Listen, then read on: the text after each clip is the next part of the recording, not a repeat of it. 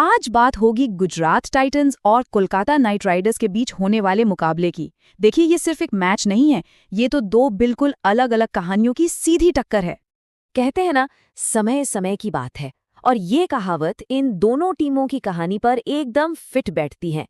एक टीम है जो जीत की पटरी पर वापस आ रही है, और दूसरी वो अपनी किस्मत बदलने के लिए आप कह सकते हैं बेताब है। जी हाँ, ये कहानी है गुजरात टाइटंस बनाम कोलकाता नाइट राइडर्स की। एक ऐसा मैच जिसके पीछे एक बहुत ही ड्रामेटिक बैकग्राउंड है। एक टीम जो ऊपर उठ रही है और दूसरी जो ऐतिहासिक रूप से संघर्ष कर रही है। तो चलिए, सबसे पहले इन दोनों टीमों की कहानी को थोड़ा और गहराई से समझते हैं। उनके फॉर्म, इतिहास और इस मैच में दांव पर क्या लगा है, इस पर एक नज़र डालते हैं। हाल के प्रदर्शन को देखें तो जमीन आसमान का फर्क नजर आता है। गुजरात टाइटंस ने पिछले 4 में से 2 मैच जीते हैं और वो लय पकड़ते दिख रहे हैं। वहीं दूसरी ओर कोलकाता नाइट राइडर्स, उन्होंने पिछले 5 में से 4 मैच हारे हैं और एक का तो कोई नतीजा ही नहीं निकला। सोचिए, आईपीएल के इतिहास में ऐसा पहली बार हुआ है कि केकेआर अपने पहले 5 मैचों में एक भी जीत दर्ज नहीं कर पाई। ये उनके लिए कितना मुश्किल दौर होगा। और अगर हम इनके आमने सामने के रिकॉर्ड की बात करें तो 4 मैचों में से 3 गुजरात ने जीते हैं और सिर्फ 1 केकेआर ने। तो यहाँ तो गुजरात का पलड़ा भारी लगता है ना? लेकिन कहानी में एक दिलचस्प मोड़ है। केकेआर की वो जो इकलौती जीत है वो इसी अहमदाबाद के मैदान पर आई थी। याद है वो मैच? रिंकू सिंह के वो आखिरी ओवर में 5 छक्के, वो करिश्मा जीटी के खिलाफ यहीं इसी अहमदाबाद में हुआ था। वो एक पल केकेआर की ताकत की याद दिलाता है कि वो कुछ भी कर सकते हैं। तो अब सवाल यही है कि क्या वो उस जादू को दोहरा पाएंगे या फिर उनका मौजूदा संघर्ष उन पर हावी रहेगा? खिलाड़ियों पर आने से पहले आइए उस मैदान की बात करते हैं जहां ये जंग लड़ी जानी है, अहमदाबाद का किला। पिच का मिजाज कैसा है, ये जानना बहुत जरूरी है। तो ये जो नरेंद्र मोदी स्टेडियम की पिच है ना, ये बल्लेबाजों के लिए जन्नत है। एकदम सपाट, बढ़िया बाउंस वाली विकेट। हाँ, जो तेज गेंदबाज जोर से गेंद पटकते हैं उन्हें थोड़ी एक्स्ट्रा उछाल जरूर मिल सकती है, लेकिन एक बार बल्लेबाज की आंखें जम गई तो फिर रनों की बारिश होना तय है। और इसका सबूत है पहली पारी का औसत स्कोर 180 रन। ये एक बड़ा नंबर है जो पहले बैटिंग करने वाली टीम पर दबाव डालता है कि एक बड़ा टोटल खड़ा करना ही होगा। अब ये आंकड़े देखिए, ये बहुत दिलचस्प हैं। यहाँ हुए 44 मैचों में से 150 से नीचे का स्कोर सिर्फ 8 बार बना है, लेकिन 190 से ज्यादा का स्कोर पूरे 18 बार, यानी 40% से भी ज्यादा मैचों में। ये साफ साफ बताता है कि गेंदबाजों के लिए ये मैदान किसी अग्नि परीक्षा से कम नहीं है। अब ये भी देखिए, कुल 45 मैचों में 22 बार पहले बैटिंग करने वाली टीम जीती है और 22 बार चेस करने वाली। तो लगता है कि मैदान एकदम बराबर है ना? लेकिन रुकिए, पिछले सीजन का ट्रेंड कुछ और ही कहानी कहता है। तब यहाँ जो मैच हुए थे उनमें से ज्यादातर मैच पहले बैटिंग करने वाली टीम ने जीते थे।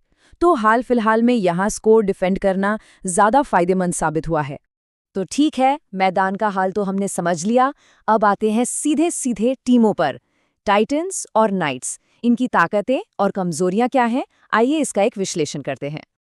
बैटिंग की बात करें तो यहाँ फर्क साफ नजर आता है। गुजरात के पास गिल, सुदर्शन और बटलर के रूप में एक जबरदस्त टॉप 3 है। इस सीजन में उनका टीम बैटिंग एवरेज देखिए 191 का है। वहीं दूसरी तरफ केकेआर का बैटिंग लाइनअप है तो गहरा, लेकिन बिल्कुल भी कंसिस्टेंट नहीं है। सब आउट ऑफ फॉर्म लग रहे हैं। उनका टीम एवरेज सिर्फ 161 का है। और गेंदबाजी में भी कहानी कुछ अलग नहीं है। गुजरात का बॉलिंग अटैक देखिए कितना विविध और ताकतवर है। रबाडा, सिराज और पर्पल कैप होल्डर प्रसिद्ध कृष्णा और इन सबको लीड कर रहे हैं राशिद खान। जबकि केकेआर के पास एक ऐसे गेंदबाज की कमी खल रही है जो लगातार विकेट निकाल सके। और ये आंकड़ा देखिए, वरुण चक्रवर्ती ने गुजरात के खिलाफ 4 मैचों में एक भी विकेट नहीं लिया है। ये एक बड़ी चिंता की बात है। चलिए, अब उस सेक्शन पर आते हैं जिसका शायद बहुत से लोगों को इंतजार होगा। वो कौन से खिलाड़ी हैं जो इस मैच का पासा पलट सकते हैं? मैदान पर कुछ खास प्लेयर बैटल्स देखने को मिलेंगे जो बहुत अहम होंगे, जैसे शुभम गिल बनाम सुनील नरेन। गिल को नरेन ने 25 गेंदों में 2 बार आउट किया है। लेकिन सबसे दिलचस्प है जॉस बटलर बनाम वरुण चक्रवर्ती। सोचिए, सिर्फ 20 गेंदों में 4 बार बटलर का विकेट लिया है चक्रवर्ती ने। ये एक ऐसा मुकाबला है जो केकेआर को मनोवैज्ञानिक बढ़त दे सकता है। और हाँ, राशिद खान के सामने रोमन पॉवेल भी 42 गेंदों में 3 बार आउट हुए हैं। अच्छा, जो लोग फैंटेसी क्रिकेट खेलते हैं उनके लिए कुछ सेफ कैप्टनसी पिक्स की बात कर लेते हैं। शुभमन गिल, इस मैदान पर उनका औसत 53 का है। जोस बटलर, उनका औसत तो 55 का है। साई सुदर्शन का रिकॉर्ड अहमदाबाद में शानदार रहा है। केकेआर के खिलाफ 285 भी हैं। और सुनील नरेन, वो बल्ले और गेंद दोनों से पॉइंट्स दिला सकते हैं। तो ये कुछ भरोसेमंद नाम हैं।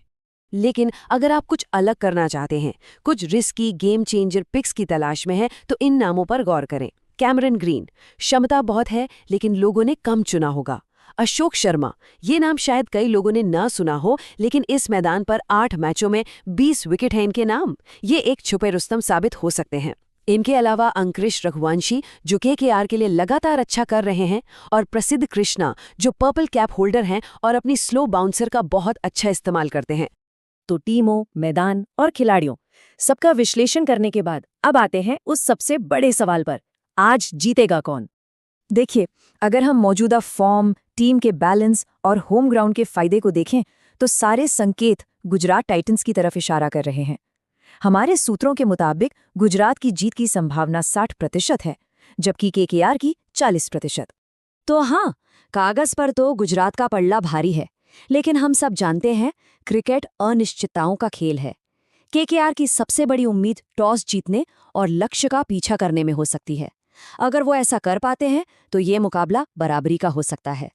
तो आखिरी सवाल यही है, क्या कैलकाटा नाइट राइडर्स अपनी किस्मत की कहानी को फिर से लिखेंगी, या गुजरात टाइटंस का ये किला अहमदाबाद आज भी अभेद्य ही रहेगा? इसका जवाब तो अब मैदान पर ही मिलेगा और एक बड़े उलटफेर की संभावना को नकारा नहीं जा सकता।